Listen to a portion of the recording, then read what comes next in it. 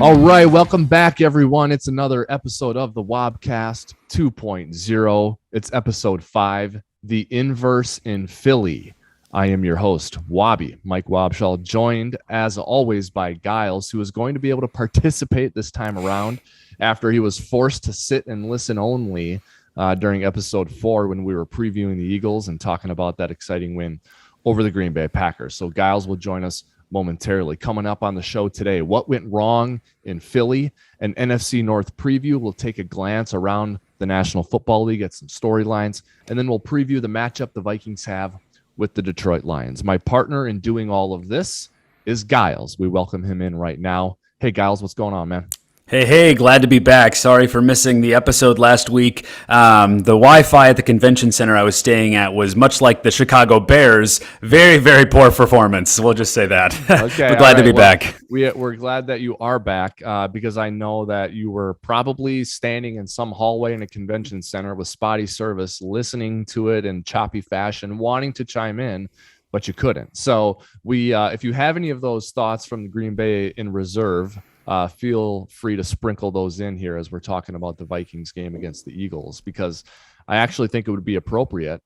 I'm calling this the inverse in Philly because, Giles, I really feel like what we saw on Monday night, Vikings Eagles, what we as folks in Vikings Nation felt is what Green Bay felt in week 1, where it's a nice matchup between two quality teams that everyone believes will be in it to win it at the end. You're on the road. It's got a lot of eyes on it because that week 1 game was the game of the week for Fox. This was Monday night. You're on the road, home opener for the other team, and you sort of lay an egg. And not only do you sort of lay an egg in the first half, but they're on fire. And then you make some adjustments probably at halftime, and then things calm down. And not so much that you kind of felt like you got back on track and you played better, but you just stopped the bleeding. Yep. That's what Green Bay did in Minnesota in week 1, but that's what Minnesota did in Philly in week 2. And so I feel like, I don't want to call it a regression to the mean for the Vikings, but I feel like it's like, this is the NFL. It's a week-to-week league. Yeah, 100%. And when you look at this, both offensive and defensive scheme, when you compare it even to the Rams, it is by default designed to get an early lead and then keep it. I wouldn't say it is impossible for us to come back after not having an early lead, but it is designed to try to get an early lead and then maintain. That's kind of the precipice behind it. And we simply got on the wrong side of that. Now, with that being said, I think in this game, from a totality standpoint, we not only lost the game, but Philly also won it. I would say both teams held those positions. Going into this year, I was not necessarily super high on Jalen Hurts, but I think he put up a performance that puts him into the MVP conversation. So, not to say that we need to wash everything away, but I think that makes it easier to swallow, saying it's not like we lost to, the Texans or something. Like, this is a quality team. They arguably have a top 5 roster. They have the best offensive line in football. They were really able to move things forward. So I 100% agree. Yeah, I think that's well stated. And we'll get into a few specifics of what went wrong. But the last thing I want to say from a 10,000 foot view on this game that you reminded me of as you were talking there is something that Mike Mayock would always say when he was on the NFL Network doing combine coverage. He would always say about the 40-yard dash, and these times would roll in. He'd say, fast guys run fast and slow guys run slow. It's only when the opposite happens that the 40 is worth talking about. If a slow guy runs a really fast time, like, let's talk about that on air. If a fast guy runs a slow time in the 40, that's something to talk about. And this is nothing to talk about. The Vikings look great and won in week 1, which they should have. And the Vikings came back to medium on the road in Philly in week 2 against the Eagles, a good team in their home opener. Probably expected that. I think most people would have said Vikings 1-1 after 2. And here they are 1-1 after 2. They have a home game against the Detroit Lions. Let's talk about what went wrong, though, in Philly quickly before we look at the Detroit Lions. To me, right out of the gates, you mentioned Jalen Hurts. You're right. If Jalen Hurts plays like that 10, 11, 12 games out of 17, he's going to be in the MVP conversation. It looked easy for him, and I saw a lot of similarities in week 2 for the Vikings defense to what we saw the last couple of years when all those star players for the Vikings were hurt. I mean, it feels like Barr, Kendricks, Michael Pierce, Patrick Peterson, even Daniil Hunter, Everson Griffin. Those guys missed a ton of games, you know, and it was just easy for the other team's offenses so many times. And that's what I saw with Hurts and the Eagles. 11 plays, 82 yards with 4 explosive plays on the opening drive, a 53-yard touchdown on the second drive, and then plays of 19, 16, 16, 9, and 26 yards on the third scoring drive. So just too easy. Chunk plays, too easy. And then the awful field goal that the Vikings gave up right before halftime. I mean, just terrible. Like, it was like a training camp practice for the Eagles offense going against the threes. Yeah. And so to me, that the style and just how easy it looked was a bad omen for the Vikings early in the game. Yeah, 100%. And honestly, when you look at the way that the Vikings entered the game, I think they came in with the approach that we're going to stop explosive plays on defense. When you look at that through pretty much the entire game, less so in the second half, but through the entire game, they were playing too high safety to look, which is a precedence in the entire defense that we're running. But I think they were running too high safety too deep. When you look at where they were placed in the too high safety, they were very, very deep. So they were very clearly trying to stop explosive plays. The reason why I bring that up is I think they went into that game from a entire team perspective saying, we're going to stop explosive plays. We're going to give up some yardage, to be clear. Like, we're going to bend but not break. And then we're going to have to score a lot of points on offense. And we weren't able to do it on offense. So then that's why the entire construct fell apart.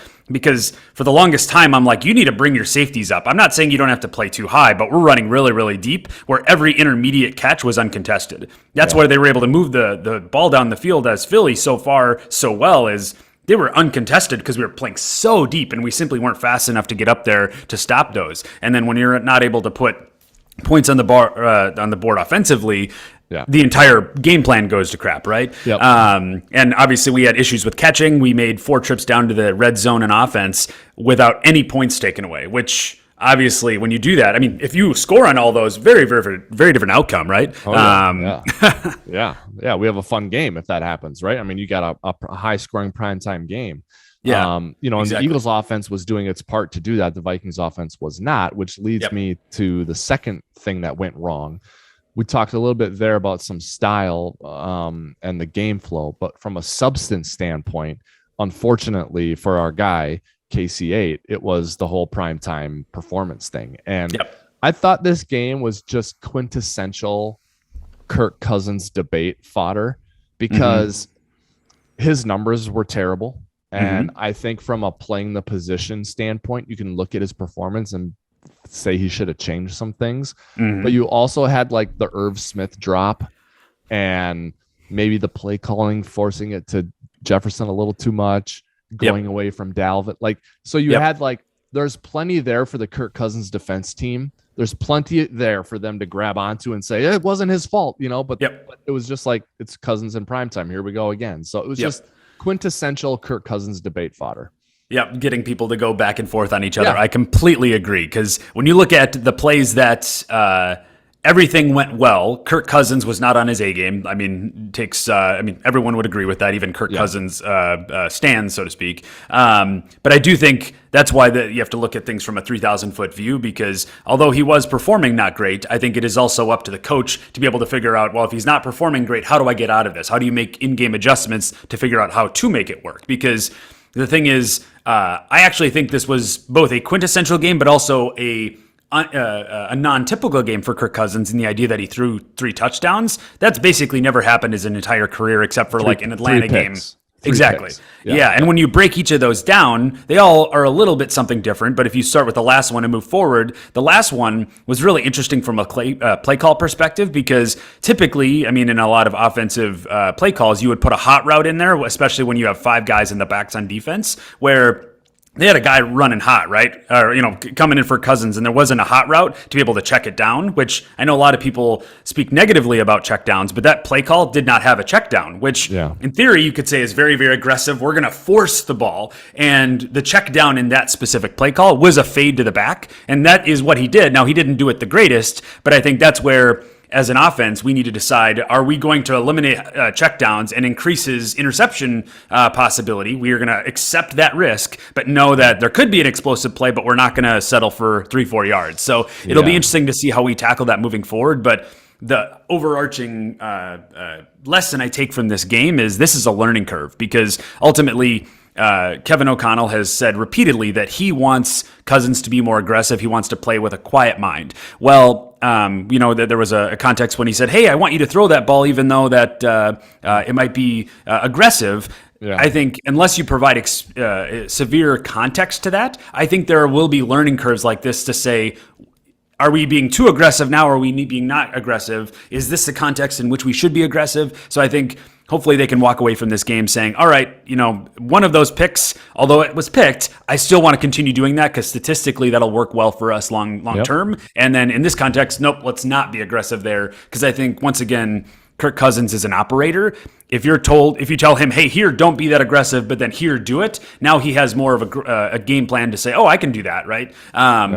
I don't think he does it by natural, but if Kevin can give him that play call, I think things may get better. So, and that's a significant feeling out process that's going to have to happen there. And you're right, Cousins is an operator, and it is not in his nature to be the risk taker. And no. I think there's going to be a struggle there. And if the Vikings defense just plays better, I think that will mitigate the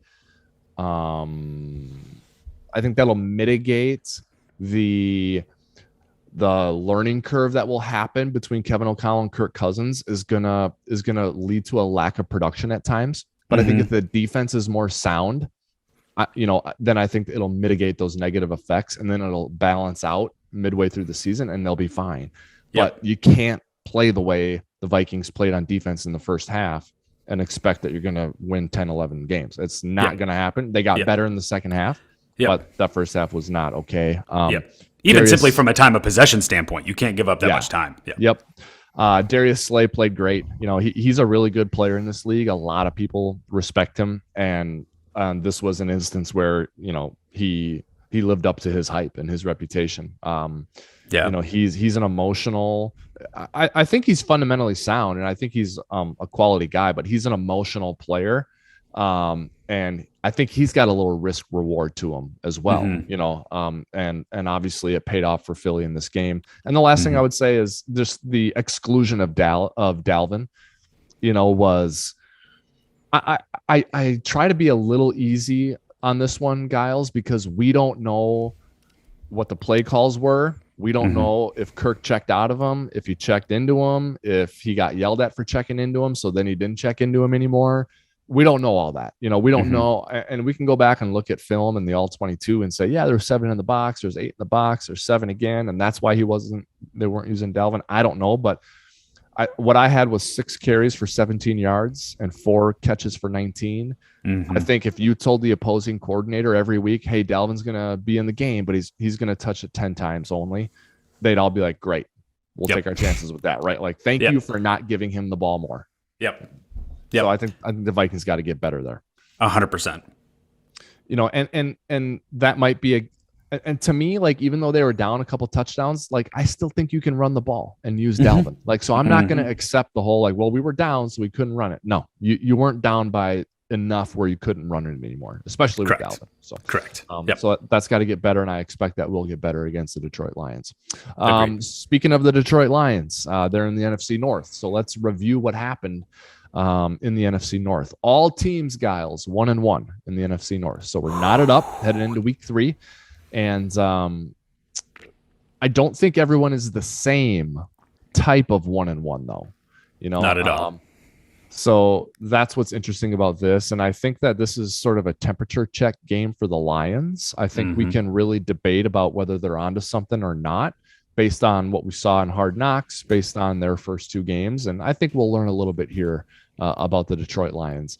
Obviously, it's an important game for the Vikings as well, but I don't think it's a temperature check as much as it is for the Lions. I think we'll learn a lot about the Lions. Green Bay got right. They throttled Chicago in a get-right game there at Lambeau Field. They won 27-10. To me, it could have been 47-10. I'm not going to say Green Bay took their foot off the gas, but that felt a little bit like a mercy rule to me, almost in the second half there. I completely agree. I don't know. Yeah, I don't know if you had any thoughts that you want to share there on Bears or Packers off of that performance that we saw on Sunday night. No, honestly, I expected that outcome. I knew that both teams would perform that way. I thought Packers would get right, and I thought Bears would perform exactly like they did. Now, I went into the season thinking that the Bears would be the worst team in football and get the number 1 overall draft pick. Now, having seen how the rest of the NFL performed, I don't know if I'm as on that train as I was before. I don't think they're the worst team, but they're definitely going to be a top 5 pick. I agree with you, and I agree with you on that, and I'm not saying that or agreeing with you because I think the leadership there is bad. I just think they have a rebuild going on. Yeah. I think it's a roster thing, and the guys aren't there that used to be there when they were tough. Khalil Mack and Allen Robinson, like it's just they got to grow. They got a long way to go, and they got to grow. Lions get it done against Washington. They've had 2 high-scoring games, Giles, 36-27, 38-35. So I think this bodes well for the Vikings at home on Sunday, trying to get back on track on offense. The 2 guys that stand out for me for them are Aiden Hutchinson, who had 3 sacks and was sort of a standout in Hard Knocks, which is to be expected. He was their first-round pick. It's a great story. He's from the area, but I think he's a really good player. And then Amon-Ra St. Brown is on fire. 17 catches on 24 targets, 180 yards, 3 touchdowns. I mean, so he's going to be he's going to be a handful for the Vikings on Sunday. Yep. And also being backed by a top 5 offensive line. Now, I'm not necessarily a huge fan of Goff. I think he's not one of the better quarterbacks in the league, but with that being said, he's not the worst in that way. He went to the Super Bowl with Sean McVay, so he obviously has some juice in him. He's not an idiot. But I think if you try to put any label on the entire Lions offense, you could make an argument at least 2 weeks in that they have the best rushing offense in football. Like they are really good, which I think will bring an interesting dilemma for the Minnesota Vikings, especially when you contrast that with last week when we ran 2 high safety the entire game, which is the base of our defense. Don't get me wrong. They want to give very similar looks, but I think you're maybe going to see us not playing so deep because we don't necessarily have the greatest run defense right now, and I think we need to figure out a way to shore that up, especially against the best rushing offense thus far this season. Yep, agreed. Yep. All right, when we take a peek around the NFL, Giles, positives, Buffalo. Wow. I was laughing because I think in I think it was episode 3 when we were previewing the Packers, we kind of glanced around and did an AFC preview, and I was like, hey guys, are we sure Buffalo's really everyone's just sort of preseason anointing them like they're gonna walk through what's a really tough conference? They kind of look like they're gonna do that. Whoa! So that Buffalo Miami, very cool game this week. I am so excited for that. Yep, might be the highest scoring game all season. Yeah, it could be. It could be like that Chiefs-Rams game was a few years ago on Monday Night Football where they scored honestly, I think they scored 100, almost 100 points. 50 on both sides. Yeah. So yeah, Buffalo. I just wow. Another positive in the league is Tua. Very cool story, and I don't know if it's because he's left-handed or if it was his hip injury, but I was a very much a wait and see guy on Tua. And I wouldn't have been surprised if it didn't work out for him. But right now it's working out for him and the Dolphins. 6 touchdowns against Baltimore last week, 370 passing yards per game. Obviously Tyreek Hill and Jalen Waddle are dominating. So they're both in the same division and they play each other this week. But to me, those are the 2 just hit you in the face positive surprises. The negative surprises, the 0-2 teams. I mean, Cincinnati, Indy, Tennessee, and Vegas, all 0-2. And maybe if 1 or 2 of those were 0-2, I'd be like, yeah, okay, maybe they're all 4 0-2, and they're in trouble. Those teams are in trouble. And I believe Vegas plays one of them. They play each other. 2 of those teams play each other.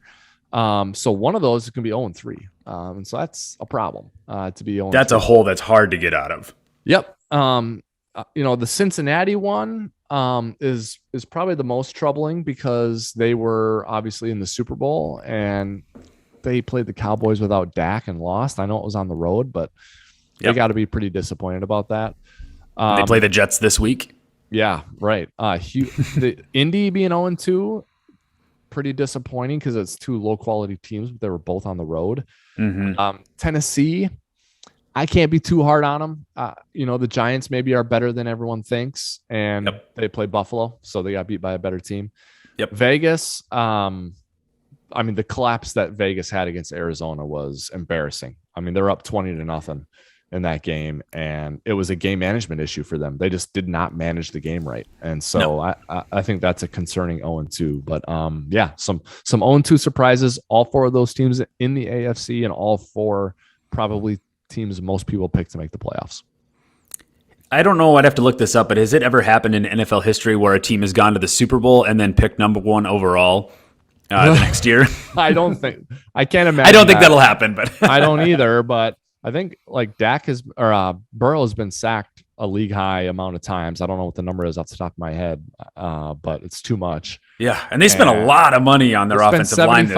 75 million, Giles, on the offensive line in the offseason, and Burrow is getting hit. So that's a pretty disappointing aspect of their 0-2 start. So expecting a couple of those teams to bounce back, but expecting a couple of those teams to fall into a hole that they won't be able to get out of. Tampa, New Orleans, I had a chance to watch this game and basically every snap of it, and it was awesome. It was a great game. It was low scoring. It was really physical. Two teams that clearly don't like each other. Even if you take Lattimore and Evans out, which they get in fights every time they play, so they obviously hate each other. But even just those two guys, everyone else, like that, it's like, I mean, they don't like each other, these two teams. Yep. It's a rivalry. Yeah. And I heard Sean Payton talking about it on a pregame show and at halftime on Fox, and he's like, I miss being there. I wish I was there, in this game. So I don't know if you had a chance to watch that. You're kind of a big Tom Brady guy, as I am, but I really enjoyed watching that game. Yeah, 100%. I always mark that those two games on the calendar every single year, because when you look at both of those teams who have had great last 10 years, great last decades, that game between Bucks and Saints is always a statistical anomaly. They might be scoring a ton of points, but then when they get together, weird things happen where you're like, oh my gosh, like what's going on? It's always fun to watch those teams go head to head. Yep. I thought there was some more awful game management last week, Giles. We've seen this from Denver on clock management. They had the week one debacle where they kicked a field goal. They had some clock management issues last week that I didn't like. Cleveland, they won last night, so they get back on the right track, but they had and my friend Kevin Stefanski, apologies to him, but an epic collapse against the Jets where I saw their win probability was like 99.7% or something at one point in the game. It was like under a minute to go. That was terrible. Yep. And then we already mentioned the Vegas collapse. It's just, Giles, these coaches, they've forgotten more about football than we'll ever know, but these game management things with timeouts and clocks and 2-point conversions, it just befuddles me how they screw some of them up. Yeah, it'll be interesting to see if more and more teams adopt the Sean McVay mentality where they get a game clock manager to stand right behind them during the game so they can focus on the 3,000-foot view of the game and not get bogged down by some of those things, because clearly they're just not good at multitasking, if we're being completely honest. Like, there's a lot going on, and they're forgetting about one of the most crucial aspects of games that honestly may lose more games than anything else beyond the quarterback. Yeah. So I had an idea on this because it's interesting that you said that. You just said there's so much going on. There's a lot going on. And you're totally right.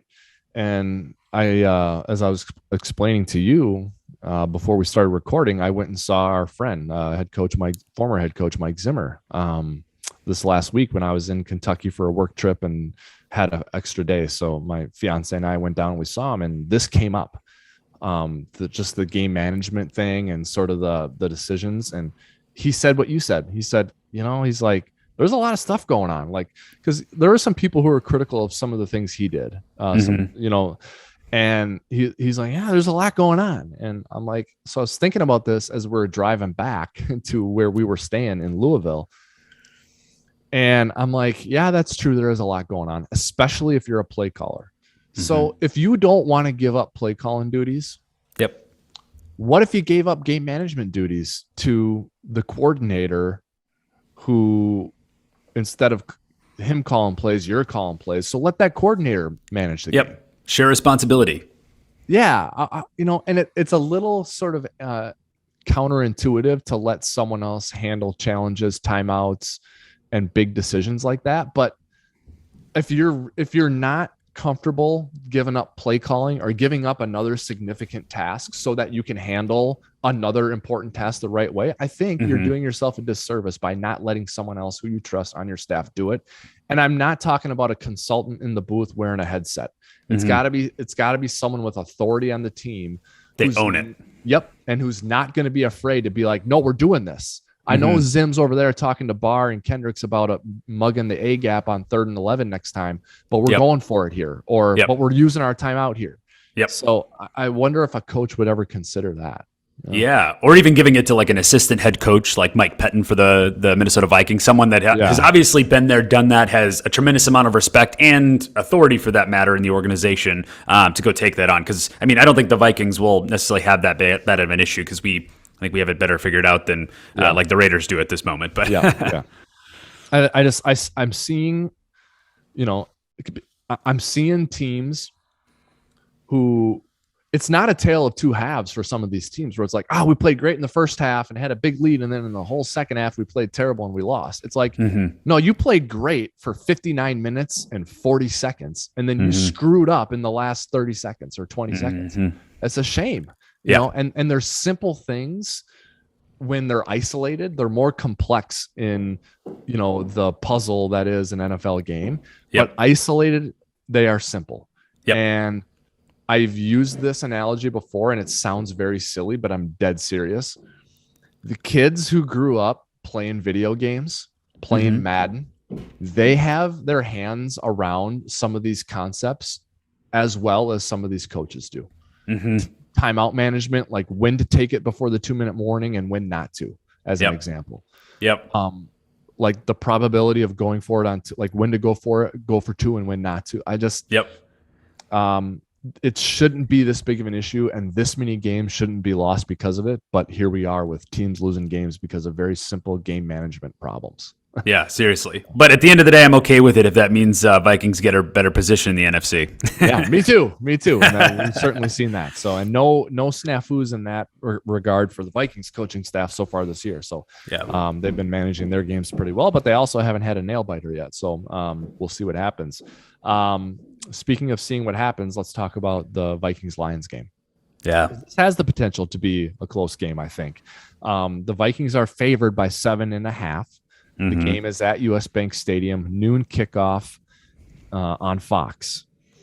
I'm expecting points on the board here. The Minnesota offense plays better at home. They're going against the Lions defense that's given up a lot of points.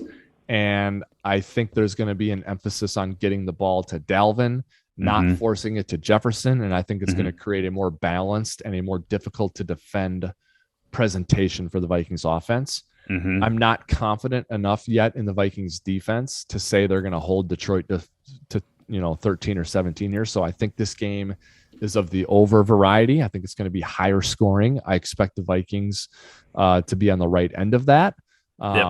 With that being said, I think Detroit is licking their chops on offense because I think they can score. And I think Detroit's defensive line is very eager to play in this game.